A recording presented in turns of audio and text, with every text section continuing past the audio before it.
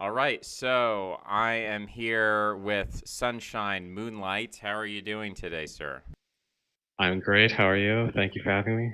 Absolutely. Yeah, you interacted with me a while back. I've talked a little bit about um, Asian Americans and their future and why I think they're the most dynamic group at this point. I think mainstream politics tends to skip over them to a large degree and focus on the impact of Hispanic immigration or on the impact of black culture and socioeconomic problems.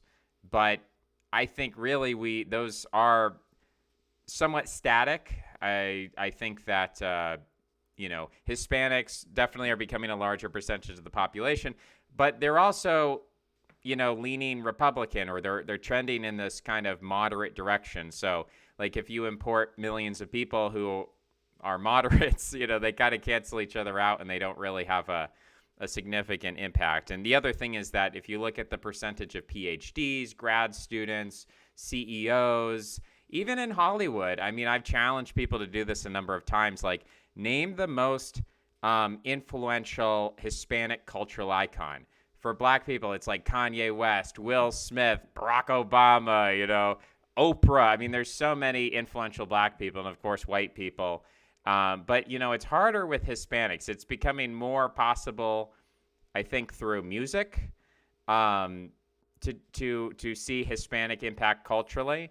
But it's very difficult, and I think actually we'd have an easier time. Francis Fukuyama, Michio Kaku, Jackie Chan. These are Asian Americans who have really influenced the culture in a powerful way, despite being a very small percentage of the population. So that's why I'm kind of interested in Asian American culture, where it's come from, where it's going. Um, what is your outlook? I mean, do you have a positive outlook, a negative outlook? What do you see as the future? How do you think Asian American identity, as it grows in influence, how do you think it will change the country? Well, I think you're right about how I think Asian Americans have had a larger footprint relative to numbers than other groups that recently arrived. So I think there was a lot of complaining or a lot of insecurity among a lot of Asian Americans about representation in entertainment in the early 2010s. And I feel like that motivated a large push by a lot of people to break into the entertainment industry. So we do see a lot more diaspora Asian media in the US and other Anglophone countries now. So, I mean, I think Pachinko was made into, it's by Min Jin Lee, was made into a series by Apple TV. The HBO made the Sympathizer recently.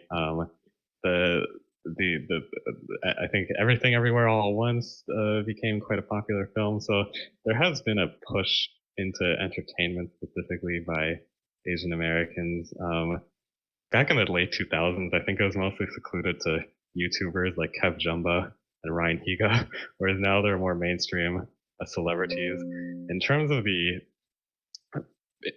influence in leadership positions, though, I think East and Southeast Asian American men are probably underrepresented relative to educational attainment. I think you'd probably agree with this, right?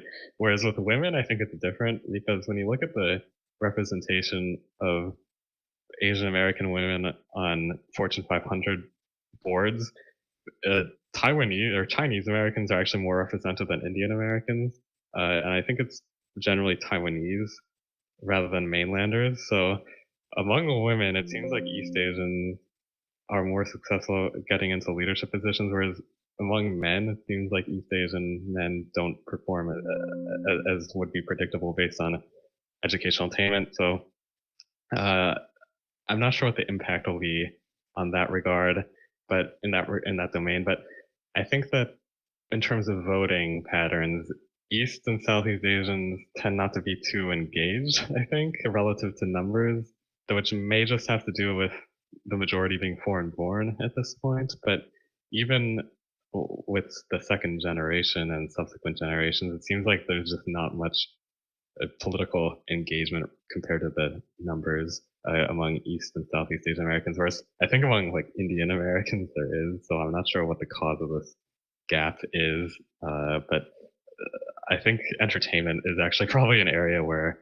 East and Southeast Asian Americans will have a bigger footprint, especially given that diaspora Asian or Asian American, like Asian diaspora subcultures has become much more prominent and defined over the last 15 or so years. Back in the 90s, a lot of Asian Americans would kind of appropriate Black culture because there wasn't enough Asian cultural export to the US and there wasn't enough second gen Asian subculture in America. So a lot of people just see white people on TV and see Black people on TV and be like, oh, Black culture is kind of cool, so I'm going to copy that. But I think now there's more of an independent form to Asian diaspora culture.